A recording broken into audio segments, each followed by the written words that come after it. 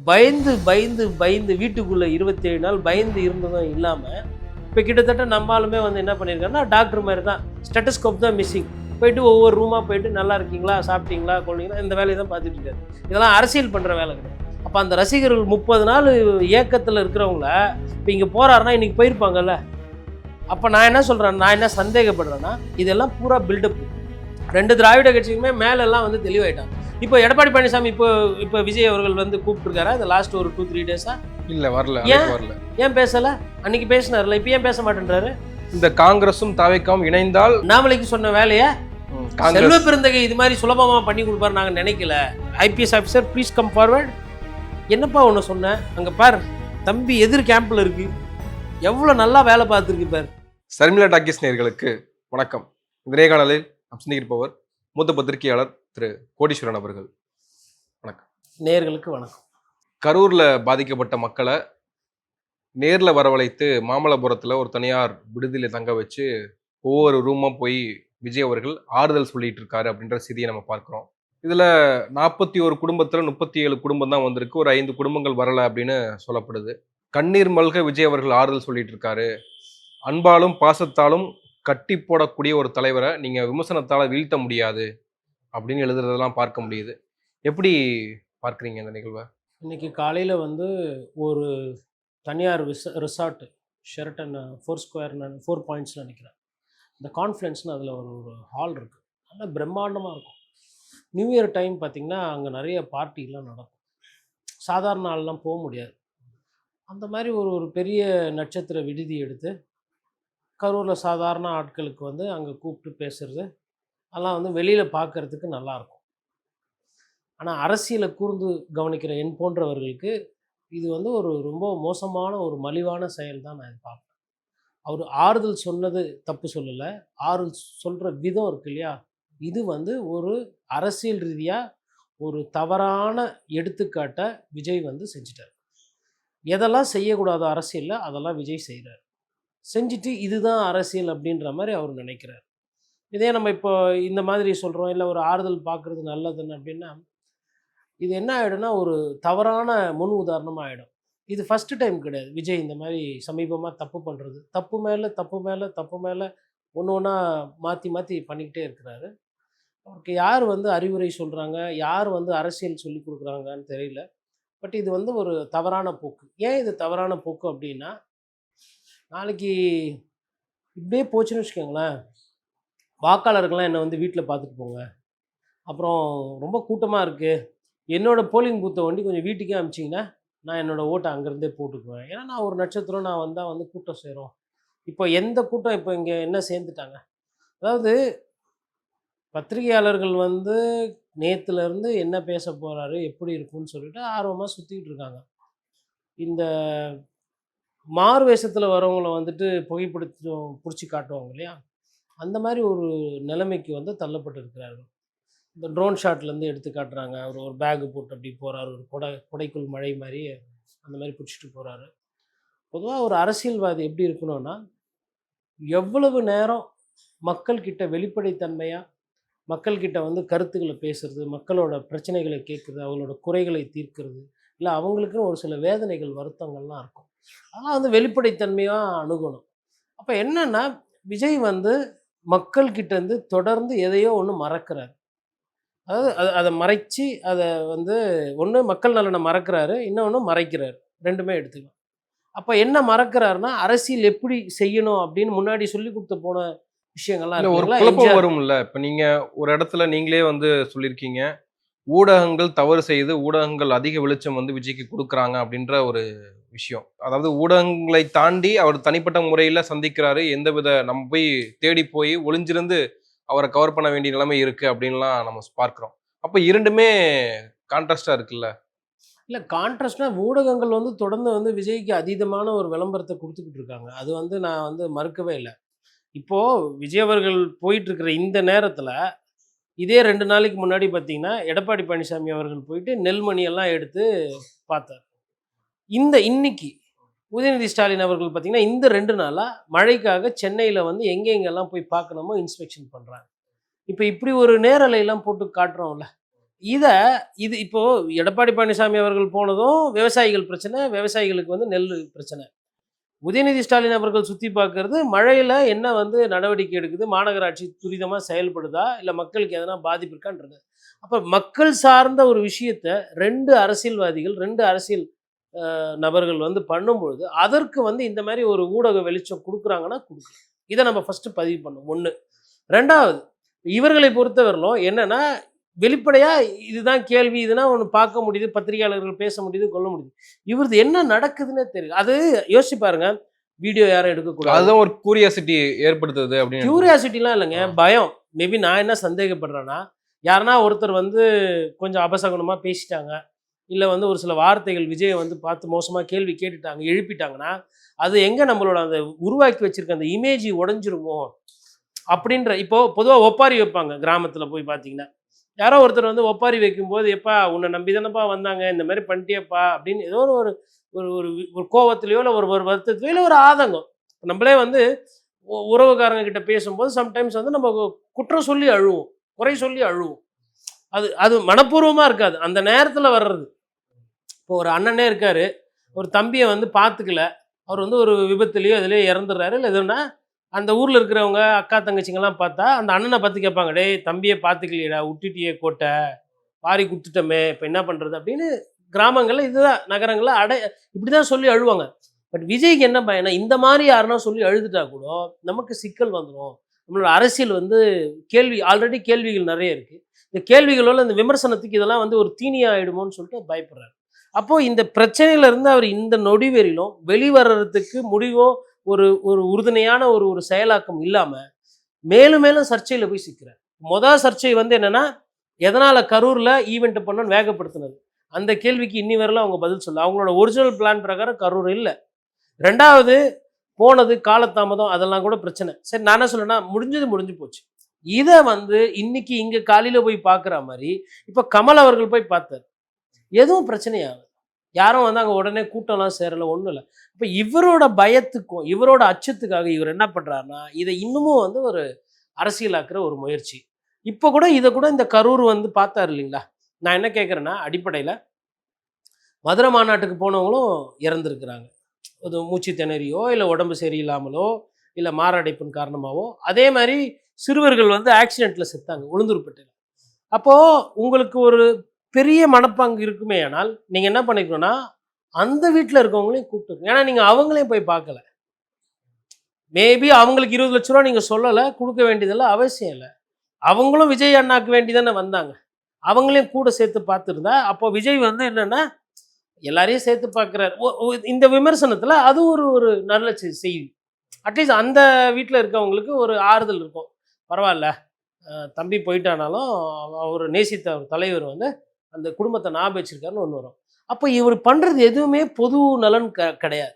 இன்னொன்னு போகும்போது, உங்களுக்கு நினைவு கரெக்ட்டா இருக்குமேன்னா, கொசத்தலையார் ஆத்து படுக்கைக்கு வந்துட்டு, இதே மாரி ஒரு மழை காலத்துல வந்துட்டு, கமல் அவர்கள் வந்து போய் அந்த அந்த வ ஓரமா நின்னு பார்த்துட்டு, புறம்போக்குன்னு ஒரு பாட்டு ஒண்ணு எழுதினாங்க. அப்ப வந்து எது புறம்போக்கு? இந்த ஏரி, வாய்க்காலு, நிலம், நீர் இதெல்லாம் புறம்போக்கு இல்ல. இது வந்து பாதுகாப்பு அப்படின்னு சொல்லிட்டு, அதுக்கு ஒரு கர்நாடக சங்கீதத்துல ஒரு பாட்ட போட்டு, கமல் அவர்களோட பிரச்சாரம் பண்ணி, அது மாரி பண்ணாங்க. இப்ப இன்னைக்கு இவரு போகும்போது, அதே வழியா தான் போறாரு. எப்படி? பள்ளிக்கரணைய தாண்டிட்டு போறாரு. பள்ளிக்கரணை மழை காலம். நேத்து வந்து ஒரு ஒரு சர்ச்சை வருது. அறப்போர் இயக்கம் என்ன சொல்றாங்கன்னா, அரசாங்கத்த ஏமாத்தியோ, இல்ல அரசாங்கத்துல மேல இருக்கிறவங்களுக்கு கண்ணு தெரியாமலோ, இல்ல தெரிஞ்சோ இதுல லஞ்சம், ஊழல் இருக்கு. அப்படின்னு சொல்லிட்டு கட்டடம் கட்டுறதுக்கு பள்ளிக்கரணையில சதுப்பு நிலத்துல அனுமதி தர்றாங்க அப்படின்றாங்க. இப்போ இதெல்லாம் வந்து நீங்க எப்படின்னா அரசியல் கடந்து பார்க்க வேண்டிய விஷயம். ஏன்னா பள்ளிக்கரணை ஆகட்டும், வேடந்தாங்கல் ஆகட்டும், பறவைகள் சரணாலயம் இல்ல ராம்சர் சைட் அப்படின்னா என்ன அர்த்தம்னா, மக்களுக்காக அதெல்லாம் பாதுகாக்கப்பட வேண்டியது. இது அரசாங்கமே பண்ணணும். பட் சம்டைம்ஸ் அரசாங்கமே தவறு செய்யுதுன்னா, அப்போ அந்த பக்கமா தான் போறாரு.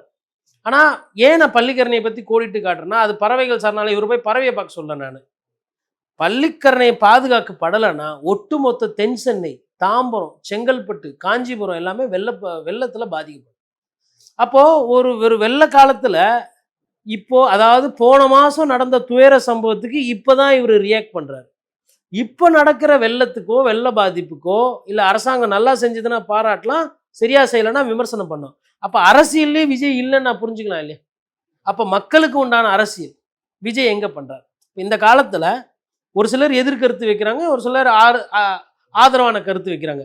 கருத்தே இல்லாமல் என்ன நடக்குதுன்னே தெரியாமல் தனக்கு என்ன அரசியல் தெரியுமோ, தனக்கு என்ன அரசியல் புரியுமோ அதை வைத்து தான் இவர் அரசியல் பண்ணுறாரு. அப்படி ஒரு அரசியல் நிகழ்வு தான் இது.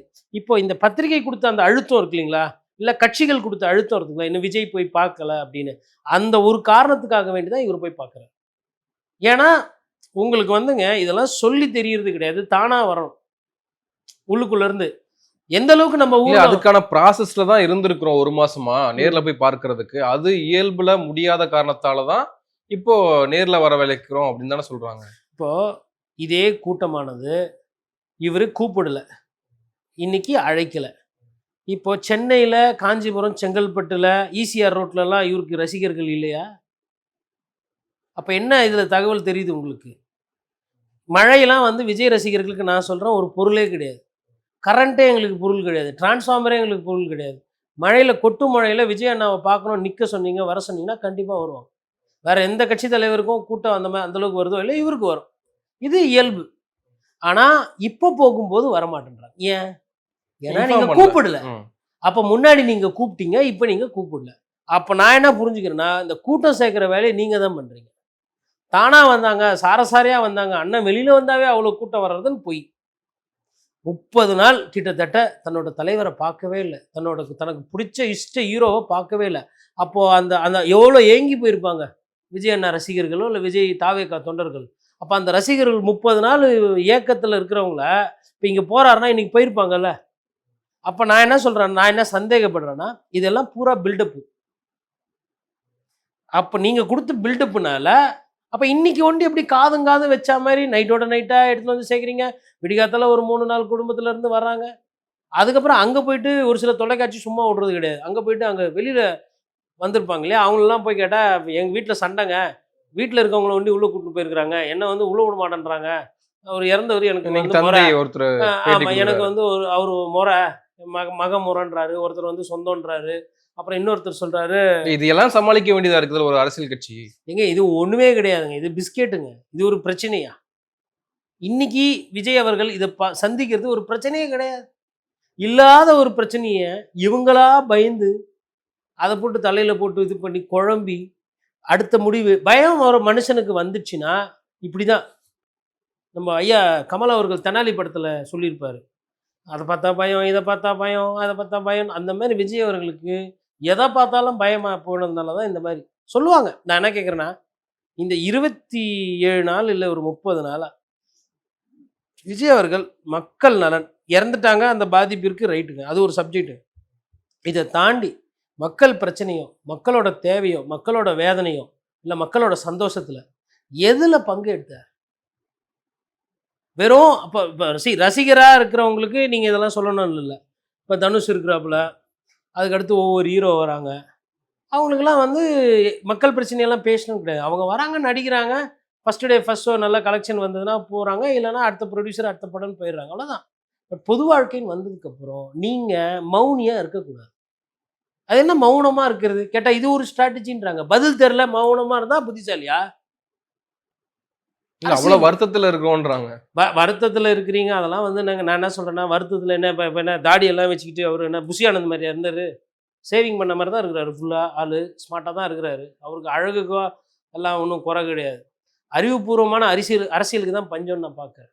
இது நான் திரும்பி சொல்கிறேன், கரூரில் ஒரு தவறான ஒரு முன் உதாரணத்தை கட்டவிழ்த்தார். பஸ்ஸுக்குள்ளேயே இருந்துட்டு அந்த கூட்டத்தை கொஞ்சம் கொஞ்சமாக நகர்த்தினார். அது ஒரு தவறான ஒரு, நீங்கள் முன்கூட்டியே ஒன்று சொன்னீங்க, தொடர்ந்து லேட்டாக வருது ஒரு எடுத்துக்காட்டு. இது வந்து துக்க சோகத்தில் இருக்கிறவங்கள வந்து நம்ம இடத்துக்கு கூப்பிட்டு பார்க்கறதுன்றது இதுவரையிலும் யாருமே பண்ணது கிடையாது. ஏங்க இது எந்த மாதிரியான மண்ணுனா, நீங்கள் ஒரு சில நேரத்தில் ஆங்கில பத்திரிகை இல்லை தமிழ் பத்திரிகை எடுத்து பார்த்தீங்கன்னா, in loving memory of Jhansi, in loving memory of Tiger, in loving memory of Brownie, in loving memory of ஒரு நாய் பேர், பூனை பேர். அந்த நாய் வந்து நம்ம கூட இருந்திருக்கோம், செத்து போயிட்டு இருக்கோம், அதை வந்து நினைவு கூர்ந்து அதுக்கு ஒரு விளம்பரம் போட்டு அன்னைக்கு போயிட்டு அதுக்கு பால் ஊற்றுறதோ, இப்படியெல்லாம் வந்து மக்கள் வந்து மனிதர்களை நேசிக்கிறதை தாண்டி ஜீவராசிகளை நேசிக்கிற தன்மை இந்த மண்ணில் இருக்கு. அப்போ அந்த மண்ணில் வந்துட்டு நீங்கள் ஒரு துக்கமான ஒரு விஷயத்தை, ஒரு ஆபிச்சுவரியோ இல்லை ஒரு கண்டலன்ஸையோ நீங்கள் எப்படி நடத்தணும், அதை எப்படி கையாளணும்னு தெரியலன்னா, அப்போ நீங்கள் மற்ற விஷயங்களை எப்படி நீங்கள் கையாளுவீங்க? நான் இப்போ பேசினேன், இப்போ மழை காலத்தில் இப்போ டெங்கு வரும், இல்லை ஒரு மலேரியா வரும். இது எந்த அரசாங்கம் இருந்தாலும் வரும். அப்போது இவர் இந்த மாதிரி வந்து தாவேகா தொண்டர்களாகிய நீங்கள் வந்து ஒரு துண்டு பிரசுரம் போட்டு வீட்டிலலாம் வந்து தண்ணி தேங்காமல் பார்த்துக்கோங்க, கொசு உற்பத்தி இல்லாமல் பார்த்துக்கோங்க, இதை போய் நீங்கள் செய்தியை சேருங்க. அதே மாதிரி உங்களால் முடிஞ்சால் குளோரின் மாத்திரைகளை வாங்கி நீங்கள் விநியோகம் பண்ணுங்கள். இல்லை வந்து வயசானவங்க யாருன்னா ரோட்டில் படுத்து கிடந்தாங்கன்னா நைட்டில் அவங்களுக்கு ஒரு பெட்ஷீட் வாங்கி கொடுங்க. இல்லை ஆட்டோ ஓட்டுறாரு, ரிக்ஷா ஓட்டுறாரு அப்படின்னா அவருக்கு ஒரு ரெயின் கோட் முடிஞ்சால் வாங்கி கொடுங்க. இதெல்லாம் பண்ணது தான் பொன்மனச்செம்மல் எம்ஜிஆர். இந்த பிரச்சனையை போய் பேசுறதுக்கு முன்னாடி அதுக்கு அரசாணை போட்டவர் தான் கலைஞர் கருணாநிதி. அப்போது இவர் எம்ஜிஆர் அவர்களையோ இல்லை கலைஞர் மாதிரி வரணும்னு ஆசைலாம் இருக்குல்ல, முதலமைச்சர் சேருக்கு ஆசைப்படுறீங்களா? நான் என்ன கேட்குறேன்னா அதுக்கேற்ற உழைப்பு எங்க? இது எடப்பாடி மாதிரி இப்போ நெல் கொள்முதல் விஷயங்கள்ல போய் அந்த நெல் பாதிக்கப்பட்ட நெல்களை கையில் எடுத்து அது அரசியல் பண்றாரு, அதே மாதிரி விஜய் பண்ண முடியுமா இயல்புலன்ற கேள்வி இருக்கு. ஏன் பண்ண முடியாது? இப்போ திடீர்னு இவர் மூவ்மெண்ட் வந்துட்டுங்க, இவர் வெளியில சொன்னாதான் தெரியும். இல்லைன்னா இதே மாதிரி ஒரு கருப்பு கலர் கண்ணாடி போட்ட வண்டியிலையோ இல்லை பின் சீட்டில் உட்காந்துட்டு ஒரு துணியை கர்டன் போட்டு போனால் யாருக்கும் தெரிய போகிறதில்ல. எல்லாரும் பொழுதுக்கும் வந்து 1000 பேர் விஜய் வீட்டுக்கு முன்னாடி நின்றுக்கிட்டு அது வந்து கதவெல்லாம் திறந்துருக்காது. நீங்கள் ஐயா காமராஜர் வீடுலாம் சொல்லுவாங்க, அதுக்கு கேட்டு போய் பார்த்தீங்கன்னா விருதுநகரில் அது கேட்டே வந்து ஒரு ஓப்பனாக தான் இருக்க, கார் கூட நிற்க முடியாது, நடந்தே வந்திருப்பார். அதே மாதிரி இங்கே டி நகர் வீட்டு கூட எடுத்து போய் பாருங்கள், பால்கனிலேருந்து பார்த்தா தெரியும். இப்போ இவர்கள் வந்து இன்னொன்று, இவர்கள் இரவில் அதிகமாக வேலை செய்யக்கூடிய தன்மை படைத்தவர்கள். நிறைய நேரத்தில் ரெக்கார்டிங் ஆகட்டும், ஷூட்டிங் எல்லாமே. நைட்டில் திடீர்னு ஒரு 8 மணி 10 மணிக்கு மேலே புறப்பட்டு போய் அங்கே போய் தங்கி விடிகாத்தால் எழுந்து பார்த்தா யாருக்கு தெரியும்? யாருக்குமே தெரியாது. பயந்து பயந்து பயந்து வீட்டுக்குள்ளே 27 நாள் பயந்து இருந்ததும் இல்லாமல் இப்போ அந்த பயத்தை மறைக்கிறதுக்கு அரசாங்கம் பர்மிஷன் கொடுக்கல. அரசாங்கம் வந்து அதாவதுங்க இல்லை எதுக்கு பயப்படணும்? ஏன்னா இன்னைக்கு அதிமுக தரப்புல இருந்து நாங்கள் பாதுகாப்பு கொடுக்குறோம், 2026 நம்ம வெற்றி பெறலாம், நீங்க வந்தீங்கன்னா 220 தொகுதியில் நம்ம சரடு அடிக்க முடியும்னு இன்னைக்கு ராஜேந்திர பாலாஜி அழைப்பு விட்டுருக்காரு. அப்போ எல்லாருமே அழைப்பு விடுக்கிறாங்கல்ல, அப்படி இருந்து ஏன் பயப்படணும்ன்ற ஒரு கேள்வி இருக்குல்ல. அவங்க அழைப்பு விடுறது எதுக்குன்னா திமுக ஆட்சியை கவுக்கணும், அவங்க ஆட்சிக்கு வரணும்னு அவங்க அழைப்பு விடுக்கிறாங்க. எடப்பாடி பழனிசாமி அவர்கள் முதலமைச்சர் ஆவறதுக்கு வேண்டி தான் விஜயை கூப்பிடுறாங்க. விஜய் நல்லா இருக்கணும், விஜய் ஒரு மிகப்பெரிய ஆளுமை அப்படின்றதுக்காகலாம் இல்லை. அவங்களோட நோக்கம் என்ன? உங்களால் நீங்கள் முதலமைச்சர் ஆக முடியாதுன்னு அவங்க நம்புகிறாங்க. நீ ஆக மாட்டேன்ற, என்னையாச்சும் ஆக்கி கொடுப்பான்றது தான் கூப்பிட்றாங்க. அதுலேயே இப்போ உள்ள அங்கே பிரச்சனை என்னன்னா, ஒரு சில மாவட்ட செயலர்கள்லாம் என்ன சொல்கிறாங்கன்னா, அவங்களுக்குள்ளே பேசிக்கிறது, இவர் வந்து சீட்டு கீட்டு நிறைய தூக்கி கொடுத்துட்டாங்கன்னா, விஜயை நம்பி கொடுத்துட்டாங்கன்னா இப்போவே ஒரு ஒரு ஒரு துக்க நிகழ்ச்சியோ இல்லை ஒரு பிரச்சனை ஒரு பிரச்சாரம் இதுவே பண்ண தெரில, நிறைய சீட்டு கொடுத்துட்டா இவர் என்ன மாதிரி வேட்பாளர் போடுவார், அப்புறமா திமுக வந்து அந்த இடத்துலலாம் ஜெயிச்சதுன்னா நம்ம எண்ணமே வந்து மோசமாக போயிடுமே அப்படின்னு அந்த இதையும் யோசிக்கிறாங்க. ஒரு சைடு வந்து விஜய் வந்தால் வாக்கு வங்கி வரும், நமக்கு பலம். இன்னொன்று அதிகமான சீட்டு கொடுத்துட்றாங்கன்னு வச்சுக்கோங்களேன். விஜய் ஒரு வேளை வராரு, அப்போது ஒரு 70-80 சீட்டுக்கு மேலே கொடுத்து அதில் வந்து நிறைய இடத்துல தோற்று போயிடுச்சு அந்த கட்சி அப்படின்னா அந்த பாதிப்பு அதிமுகவுக்கு தானே. அதிமுக ஆட்சிக்கு வர்றது தள்ளி போகல. உங்கள் கூட்டணிக்குள்ளே இருக்கிறவங்களுக்கும் ஒரு கெப்பாசிட்டி இருக்கணும். சும்மா வந்து வசீகரம் இருக்குது அப்படின்றதால தூக்கி சேர்த்துக்க முடியாது. இந்த விமர்சனமும் பேசுகிறாங்க. பட் என்னன்னா, ராஜேந்திர பாலாஜி போன்றவர்கள் இல்லை ஆர்பி உதயகுமார் போன்ற கருத்துக்கள் வந்து அவங்க வெளியில் பேசுறது வருது, உள்ளுக்குள்ளே அங்கேயுமே புகஞ்சிக்கிட்டு இருக்குது. என்ன இருக்குது அந்த கட்சியில்? ஒரு ஒரு 8% 10% அவங்க வந்து சின்ன பசங்க கத்துறாங்க, ஒரு ஒரு வேட்பாளருக்கு தாங்குவாங்களா அவங்கன்னு அவங்க பேசுகிறாங்க. அவங்களுக்கு என்ன தேர்தல் வேலை தெரியும்? பூத்தில் உட்கார தெரியுமா? ஓட்டர்ஸ் ரோல் வெரிஃபிகேஷன் பார்க்க தெரியுமா? எந்த ஓட்டு எந்த தெருவில் என்ன இருக்குன்னு தெரியுமா? அவங்களுக்குள்ள தெரியல, அமைப்பே இல்லை. நீங்கள் பாட்டுன்னு எல்லாரும் வந்து சும்மா வந்து கொம்பு சீ விட்டுட்டு இருக்கீங்கன்னு உள்ளுக்குள்ள விமர்சனம் இருக்குது. ஆனால் அது ஏன் வெளியில் வரலன்னா, ஒருவேளை விஜய் கூட்டணி வந்தாருன்னா இந்த கருத்து தேவையில்லைன்னு சொல்லிட்டு அவங்க மறைக்கிறாங்க. அதை யாரும் வந்துங்க விஜய் வந்து நம்ம பத்திரிகையாளர்கள் ஊடகம் தான் விஜய் வந்து பெருசாக வந்து பேசுகிறோம், அதை வந்து மிகைப்படுத்தி காட்டுறோம். அரசியல்வாதிகளுக்கு விஜயால வந்து ஒரு பயம் இருக்குங்க. அது என்ன பயம்னா, விஜய் பார்த்து பயம் இல்லை, எங்கே இவர் குட்டையை குழப்பி ஜெயிக்கிறவங்கள தோக்க வச்சு தோக்குறவங்கள ஜெயிச்சிருவாங்களோ அப்படின்னு ஒவ்வொரு தொகுதியிலையும் ஒரு 10,000 ஓட்டு 8,000 ஓட்டு ஒருத்தர் ஓட்டு பிரிக்கிறாருன்னு வச்சுக்கோங்களேன், அவங்க ஒரு ஓட்டு கணக்கு போட்டு வேலை பார்ப்பாங்க. அது எங்கே காலி ஆகிடுமன்றதான் அவங்களோட பிரதான பயம். மற்றபடி இவர் 234 தொகுதியில் இவர் 180 தொகுதி ஜெயிச்சிருவாரு, இவர் வந்துருவாருலாம் அந்த பயம் யாருக்குமே கிடையாது. ஒரே பயம், இவர் வந்து அதாவது ரெண்டும் சமமா போகுது, இல்லை ஒன்று பின்னாடி முன்ன பின்னாடின்னா இவர் யார் ஓட்டு வந்து எடுத்தா என்ன ஆகுன்றது தெரியறது ஃபர்ஸ்ட் டைம் சிலபஸ். இப்போ நாம் தமிழர் கட்சி ஓட்டு பிரிப்பாங்கங்க, ஆனால் அது வந்து பை அண்ட் லார்ஜ் வந்து எந்த மாதிரியான ஓட்டு எந்த கட்சியிலேருந்து போகுதுன்னு அவங்களுக்கு ஒரு கணக்கு இருக்கும். கம்யூனிஸ்ட் கட்சி வந்து ஓட்டு எடுக்கும், அது என்ன மாதிரியான வாக்குகள். இப்போ கமல் அவர்கள் யாருக்கு பலம் அப்படின்னா அது பார்த்தாச்சு, இவர் இன்னும் பார்க்கல, அதனால அந்த ஒரு டவுட் இருக்குதே தவிர்த்து மற்றபடிலாம் வந்து இப்போ 2 திராவிட கட்சிக்குமே மேலெல்லாம் வந்து தெளிவாயிட்டாங்க. இப்போ எடப்பாடி பழனிசாமி இப்போ விஜய் அவர்கள் வந்து கூப்பிட்டுருக்காரா இந்த லாஸ்ட் ஒரு 2-3 டேஸா? இல்ல வரல, ஏன் வரல. ஏன் பேசல? அன்னைக்கு பேசினார்ல, இப்போ ஏன் பேச மாட்டேன்றாரு? அவருக்கு கொஞ்சம் கொஞ்சமாக அவருக்குமே தெரியுது, வந்தா வரட்டும், வர கட்டி போட்டோம், ஒன்றும் பிரச்சனை இல்லை, நான் என் கட்சியை நம்பியிருக்கேன், நட்டாலை நம்பியிருக்கேன்.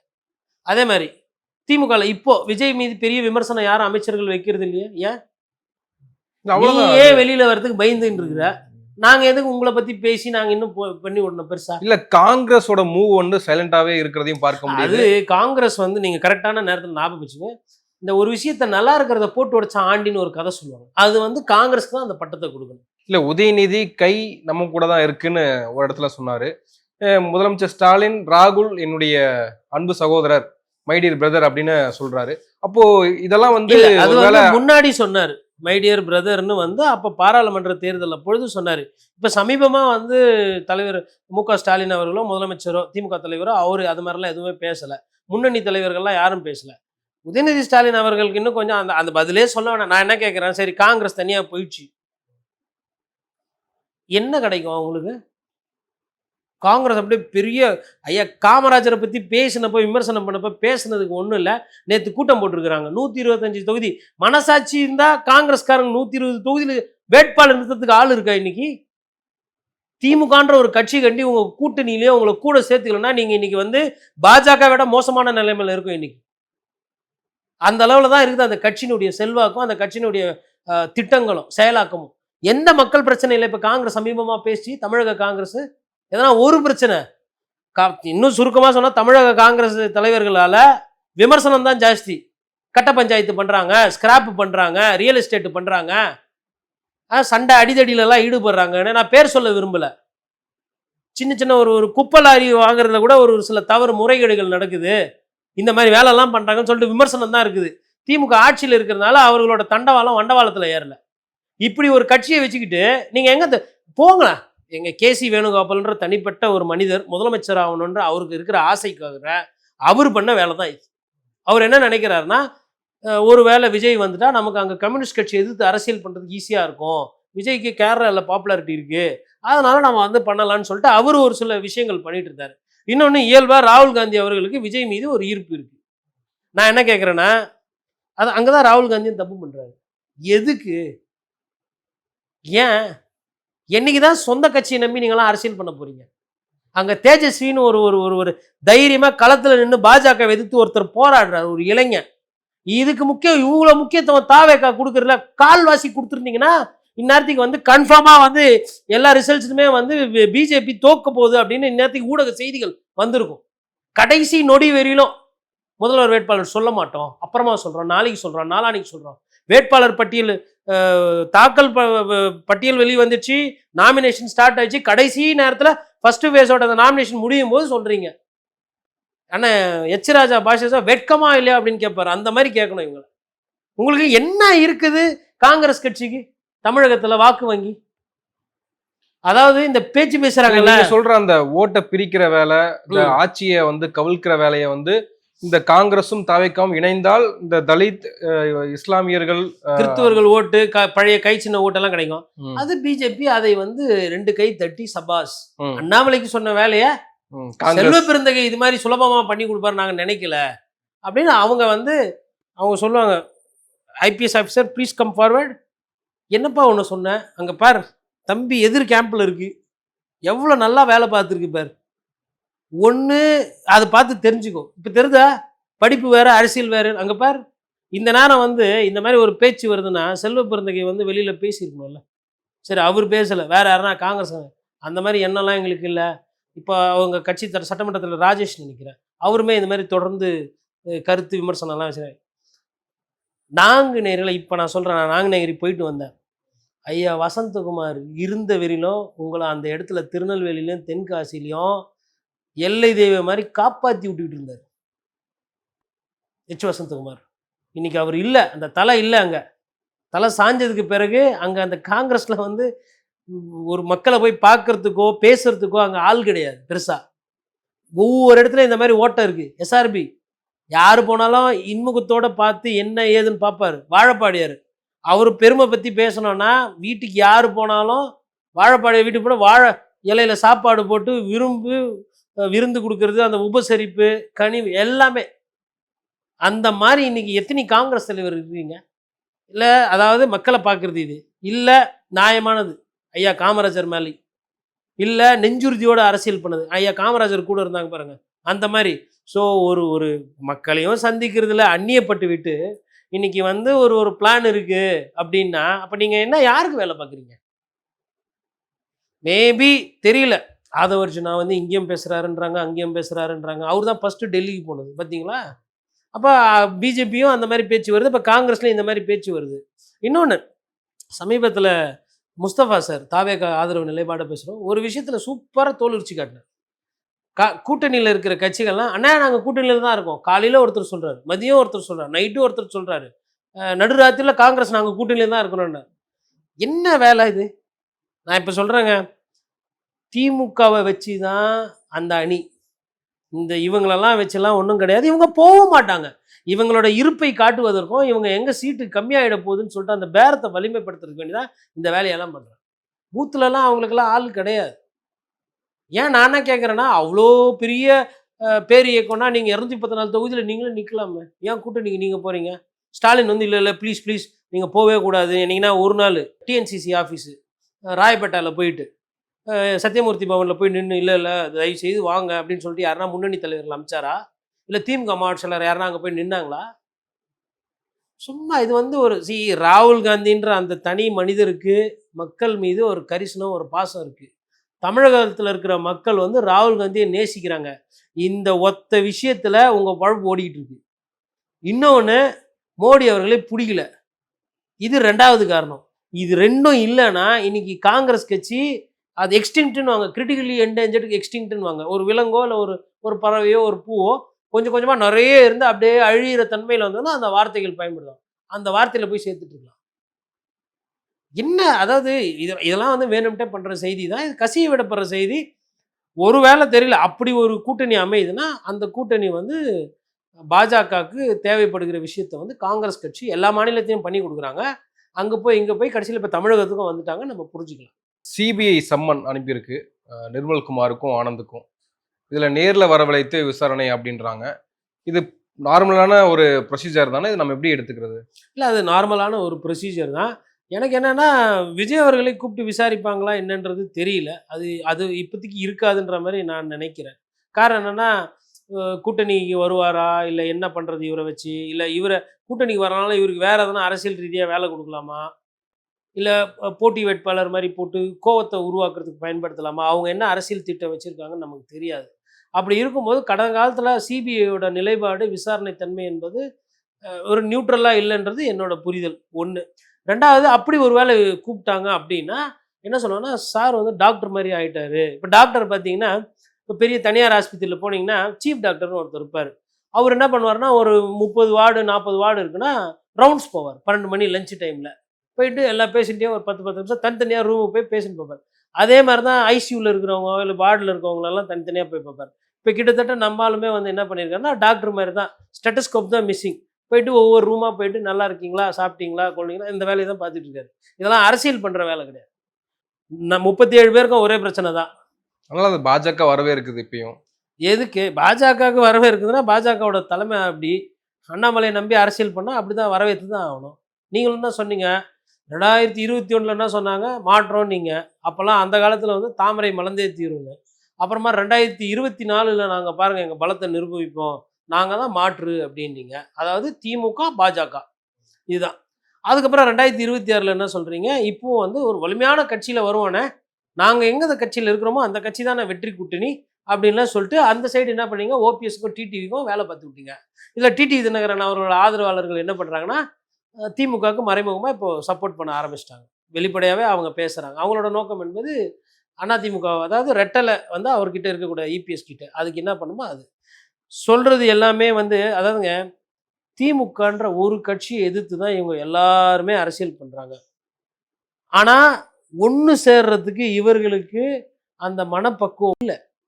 ஏன் அப்படின்னா, இவர்களுக்கு மக்கள் நலன் தேர்தலை தாண்டி எனக்கு என்ன அப்படின்றதுல ரொம்ப தெளிவாக இருக்கும். அதுதான் இங்கே பிரச்சனை. இந்த பிரச்சனை வந்து விஜய்க்கு புரியறதுக்கே இன்னும் பல வருஷம் ஆகும். இதெல்லாம் புரிஞ்சு வாக்கு கணக்கு, மக்களை போய் சந்தித்து மக்கள் பிரச்சனையை பேசி அவர் கவர்ந்து வர்றதுக்கு 2031 தான் அவருக்கு ஓரளவுக்கு ஏதோ இருக்கும். அதுவும் இப்படியெல்லாம் கூட்டம் போட்டுக்கிட்டு இந்த மாதிரி எல்லாம் போயிட்டு மக்களை பார்க்கறதுக்கு வந்து நான் ரெசார்ட்டில் கூப்பிட்டு பார்ப்பேன் அப்படின்னாலாம் வந்து, அப்போ ஒரு விஷயம், தன்னோட சொந்த கட்சிக்காரர்களோட தேவைக்கு போகாத ஒரு தலைவர் நாளைக்கு உங்களை யாருன்னே தெரியாது, நீங்கள் பொதுமக்கள் இல்லை ஒரு வாக்காளர், உங்களுக்கு ஒரு பிரச்சனைனா இவர் களத்துக்கு வருவாரான்றது மக்கள் தான் சிந்திக்கணும். வரமாட்டார். வரணும்னா இந்நேரம் வந்திருக்கணும்ல. சரி கூப்பிட்டாரு, நான் சொன்ன மாதிரி எல்லாரையும் கூப்பிட்டாரா? இன்ஜூர் ஆனவங்களெல்லாம் கூப்பிட்டாரா? 37 பேர் தான் வந்தாங்க. அடிபட்டிருப்பாங்கல்ல, மயக்காயம் இருப்பாங்கல்ல, இல்லை கை கால் எதனா முறிவு ஏற்பட்டிருக்கலாம். யாருக்கு என்ன பிரச்சனைன்னு தெரியாது. உபாதையில் நிறைய பேர் தனியார் மருத்துவமனையிலலாம் அட்மிட் பண்ணப்பட்டாங்களே. வர செய்தி வந்து 37 குடும்பம் தான் வந்திருக்குன்ற மாதிரி. 37 குடும்பம், ஆனால் 200க்கும் மேற்பட்ட நபர்கள் குடும்பத்திலிருந்தே அத்தனை பேர் வந்திருக்காங்க அப்படின்னு. அது அவங்களுக்கு ஒரு ஆசை இருக்கும், விஜய் சாரை போய் பார்க்கணும், கூப்பிட்றாங்க, மரியாதையாக கூப்பிட்றாங்க, சரி போமே அப்படின்ற அதை நலன் கருதி கூட வந்திருப்பாங்க. நான் என்ன கேட்குறேன், சரி புகைப்படம் எடுத்து இந்நேரத்துக்கு வெளியிட்டு மேபி இப்போ பொறுமையாக போடுவாங்கன்னு நினைக்கிறேன். எல்லாமே வந்து இந்த சினிமா ஸ்டைலில் தான் இருக்குது. அவருக்கு ஒரு டைம், அந்த டைமில் வந்து அவர் பார்ப்பார், அவருக்கு எப்போ தோணுதோ அப்போ தான் அவர் பேசுவார். இன்னொன்று, பத்திரிகையாளர்கள் சந்திக்காமல் ஓடி ஒளிகிறது அந்த தன்மை இருக்கு இல்லையா, அது வந்து நல்ல அரசியலே இல்லை. நம்ம பிரதமர் மோடி அவர்கள் மீது நம்ம விமர்சனம் வைக்கிறோமா இல்லையா? பிரதமரையே விட்டு வைக்கிறது இல்லை. நம்ம பத்திரிகையாளரை பார்க்குற என்ன பயம், என்ன கேட்டு போகிறாங்க? 10 ஏக்கரா படம் எது நிலம் எங்களுக்கு கொடுன்னு கேட்க போகிறாங்களா, இல்லை 10 கோடி ரூபா பணம் கேட்க போகிறாங்க? கேள்வி தானே கேட்க போகிறாங்க. அரசியலில் தானே இருக்கிறீங்க.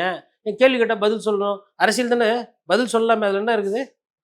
கேள்வி என்பது இருக்குதுன்னா, சின்ன வயசுலேருந்து ஸ்கூல் படிக்கும் போதுலேருந்து என்ன சொல்லி கொடுத்து நீங்கள் எங்களை வளர்க்குறீங்க? Question and answer. கேள்வி நீங்கள் கேட்பீங்க, நாங்கள் பதில் சொல்லணும். இப்படி தானே படித்து படிப்பறிவு எல்லா லிட்ரஸி ரேட் வந்துருக்குது. ஆனால் இப்போ கேள்வியை கேட்டால் கேள்வியை கேட்கக்கூடாது, எங்களுக்கு தோன்றதை ஒண்டி தான் சொல்லுவோம் அப்படின்னா புரிஞ்சுக்கணும் இந்த மாதிரி அரசியல் தலைவர்கள் என்ன மாதிரி ஆளுமைகள் அப்படின்றது. நன்றி, நிறைய விஷயங்களை பகிர்ந்துருக்கீங்க. உங்கள் நேரத்துக்கு மிக்க நன்றி. நன்றி.